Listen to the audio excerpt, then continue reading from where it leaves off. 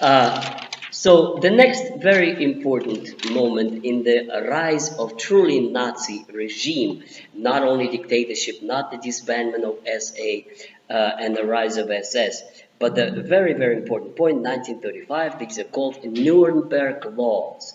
Nuremberg Laws against the Jews. So let's look at those for a moment.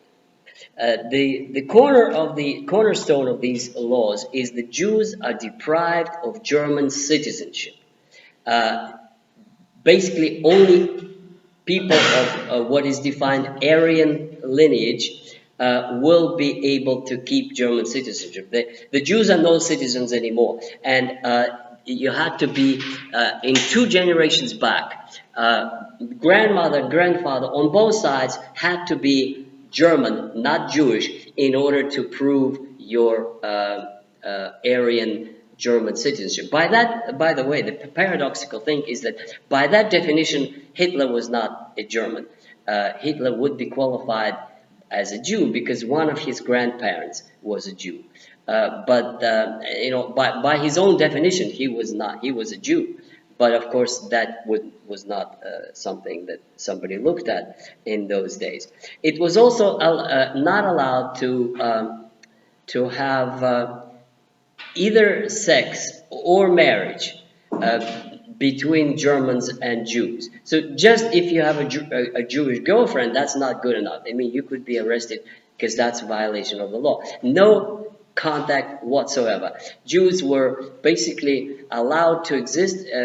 Time to time, the Nazi gangs would go and harass their shops and throw stones at Jews' windows, and essentially would become non-persons who began to leave. And one of the early ships that left Germany with the Jew had one very important Jew that actually changed the course of at least science, and if not more, and that was Albert Einstein.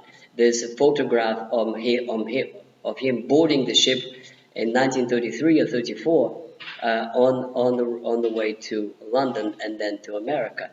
And that is one of those historical moments. Now, a couple of months later, they included to this list of racist discrimination the gypsies, and what is also not known, the blacks. So the Negroes, as they were called then, were also totally disqualified of being citizens. There are many interesting stories of all kinds of people. I talked to some American Jew who was among those who left in 1930s from Germany. He went to London, and he told me his family story was absolutely fascinating. His father was a businessman and had a successful business in Germany, and he didn't want to go. He let his son go. He said, "You go to London, you know, see what it's like. You could study there and see, you know, what's going on. And it's not good here in Germany, but I don't want to quit my business." And this is when I asked him, how did you explain? How did your father explain why he wouldn't leave? And this man told me that his father told him that Germany is a country based on law and legal precedent. And unless you actually do something, there's no danger for you to be, even though they may discriminate against you, but basically there's nothing to fear. Well, the point is that he survived and all of his family didn't. And they wound up in Nazi camps a little time later. So German Jews were the first victims of this. 1935 also is the year of important foreign policy initiative, which really is quite important. 1935, Anti-Comintern Pact is established. Comintern means Communist International. Anti-Comintern means a pact of countries that commit themselves to fighting against communism. Now, that is sometimes overlooked how important that is.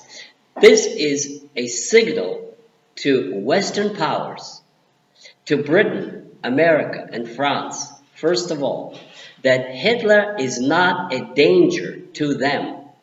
This is a signal that all of his energies will be to fight communism.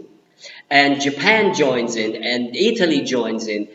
This is a very important thing that should not be overlooked. Hitler is basically giving all kinds of signals, not only this one. He invites British journalists and prime ministers to visit in the coming years. He keep on repeating that Germany has nothing against Western powers, that is going to fight Bolshevism.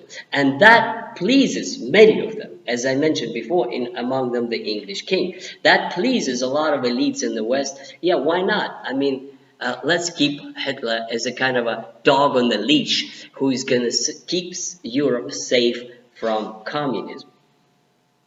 Hitler is very devious. He also goes to Poland and signs a treaty recognizing the borders of Versailles Peace Treaty, which nobody in the Weimar Republic wanted to do. This was considered treasonable. I mean, a piece of Germany was given to Poland. The whole thing is to revise Versailles Treaty and get Danzig back. No, he goes and reassures Poland, that's okay, we accept it. Now, obviously, it's devious plot because he never reconciled himself. This would be one of the reasons of World War II.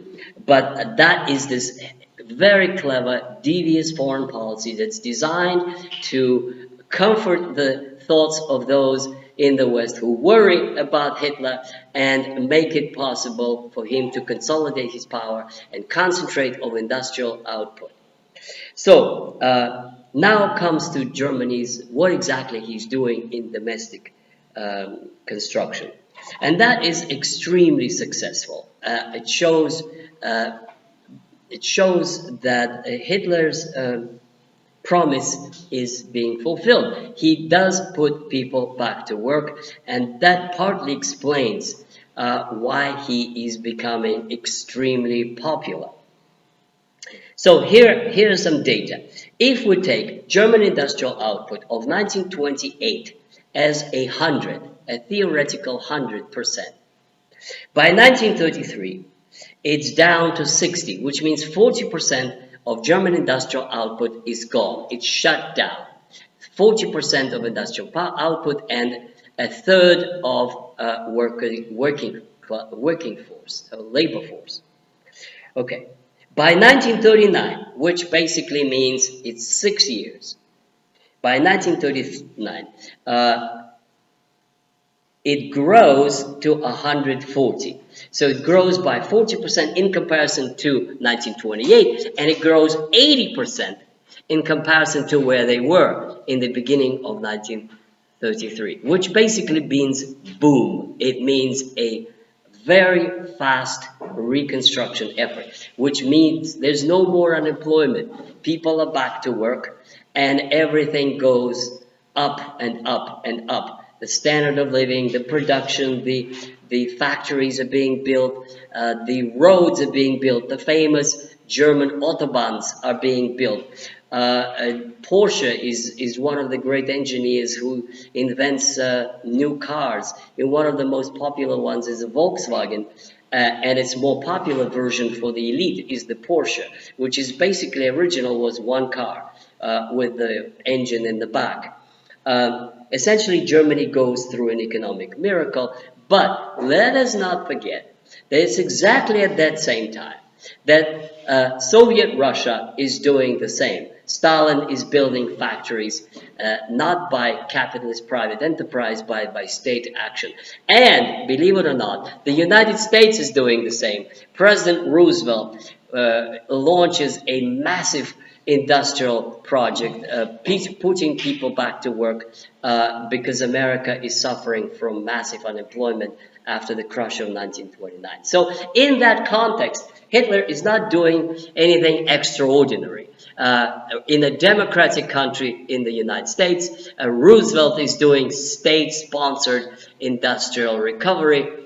In Stalin, a dictator is doing very, very fast growth rates in industrial construction, and Hitler is basically doing a similar thing in Germany.